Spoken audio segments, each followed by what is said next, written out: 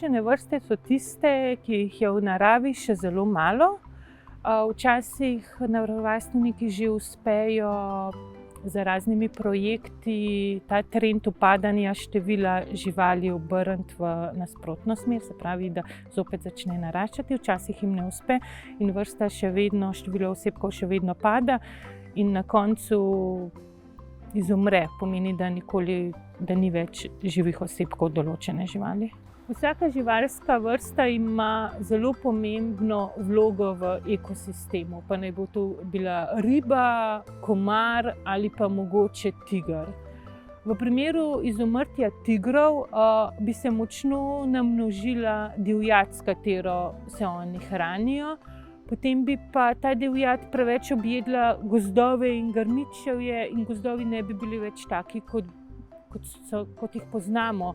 V primeru izumrtja komarjev marsikatera žival ne bi imela hrane, ker se hrani z ličinkami komarjev ali pa tudi z odraslimi živalmi. V Sloveniji imamo kar precej ogroženih vrst ali pa zaščitenih vrst. Zdaj najbolj znan je mogoče ris, ko se naravovarstveniki sedaj že 2 leti trudijo in iz evropskih držav vozijo samice in samce risov, da se bojo tu zopet začele uspešno razmnoževati in da se ta proces izumiranja risa v Sloveniji ustavi oziroma obrne v nasprotno smer. Tu ne gre samo za ribe, ker gre za celotni ekosistem. Ribe se hranijo ali z žuželkami v vodi ali z algami in ko ribe poginejo, se celotni ekosistem, vso razmerje, vso ravnovesje poruši. In ne gre samo za eno žival, temveč za celotno ravnovesje. Prav vsako žival, tudi tista najmanjša, doda svoj kamenček.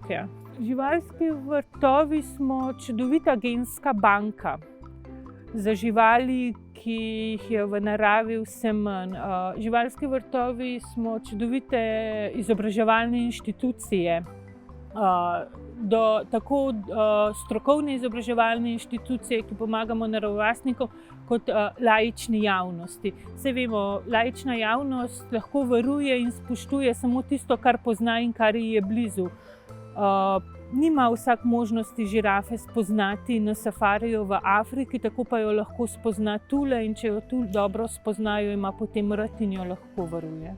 Predvsem je pomembno, da se v poplavi spletne trgovine in spletnih nakupov iz celotnega sveta izognemo nakupu izdelkov iz tradicionalne azijske medicine, ki po večini vsi vsebujejo dele tigrov.